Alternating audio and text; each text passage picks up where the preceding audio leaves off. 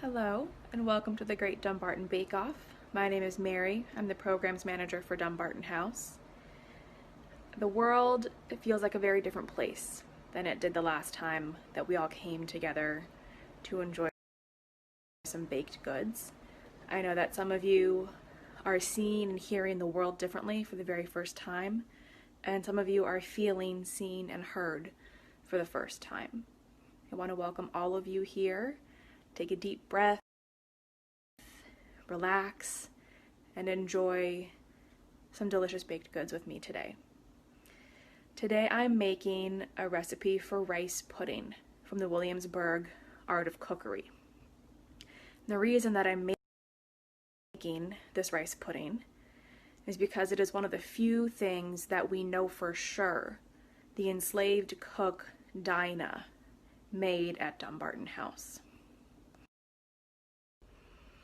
The reason that we know Dinah made rice pudding is because it was recorded in a letter from Joseph Nourse, the man who lived in Dumbarton House and owned Dinah. Of course, we don't know what recipe Dinah was working from because that wasn't recorded. The recipes that we do have are usually from wealthier white families, people who could write down those traditions and pass them along in things like this, in the Williamsburg Art of Cookery that we've been using. So I'm using a recipe from here. Hopefully it's something close to what Dinah made, but we'll find out.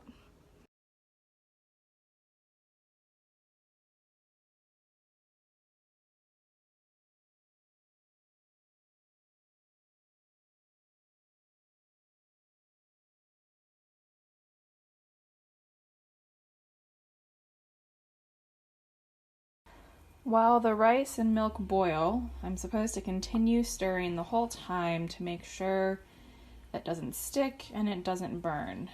So while I stand here and mix this, I'm going to tell you a little bit more about Dinah.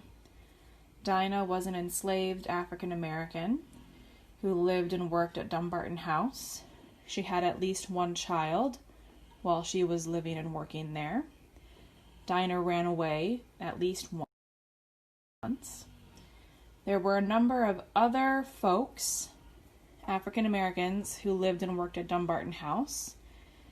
We don't know their status. We don't have enough records to know if they were free or enslaved or indentured. Dinah is the one story that we are lucky enough to know even a little bit about. But there's always more work to be done. And we're excited that we're able to do that work and contribute to this conversation. We're always looking for ways to expand our knowledge about the enslaved and free African Americans who worked at Dumbarton House. This includes doing research, applying for grants so that we can get more funding for that research. We expanded our interpretation in the museum so that we're telling more of these diverse stories rather than just the story of Joseph Nourse and his family who lived there in the early 1800s.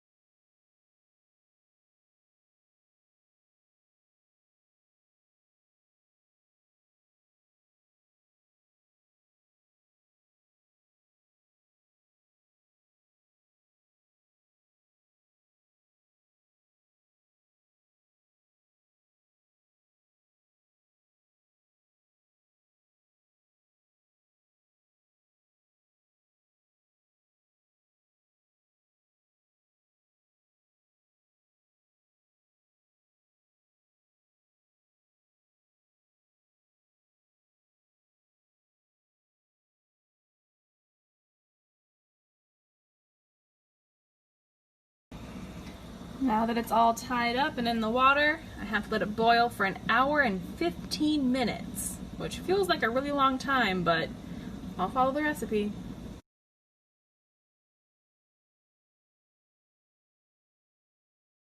Okay, it's time to pull this rice pudding out of the water.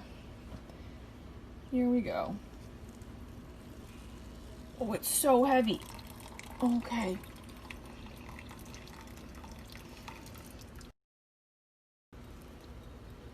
And we'll just let him drain right there for a minute.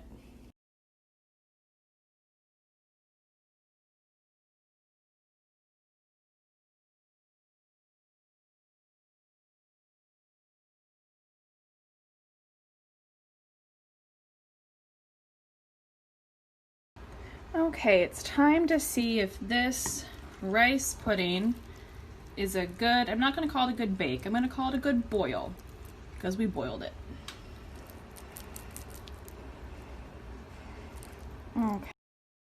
Okay. Nice little serving with lots of butter for me. Let's see. Here we go.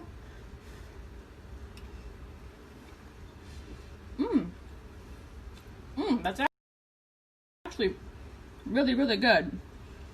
Full disclosure, my grandma used to make rice pudding when I was little, and I was always afraid of it. So I've never actually tried it. But this is really delicious. Yum. Okay, final confessional on the rice pudding. So this was pretty easy and really delicious. And honestly, I'm not here to talk about the process. I'm here to talk about Dinah. And this is a really good reminder that sometimes the best history isn't about reading and thinking and primary source documentation. Sometimes the best history is about feeling and empathizing and understanding. And I think that's something we all really need to remember right now and think about how we can be kind to ourselves and empathetic to ourselves, and how we can be kind to others. I have found great comfort over the past few months in making these recipes for you, and I hope that all of you take a little time to find comfort for yourselves as we navigate these very challenging times.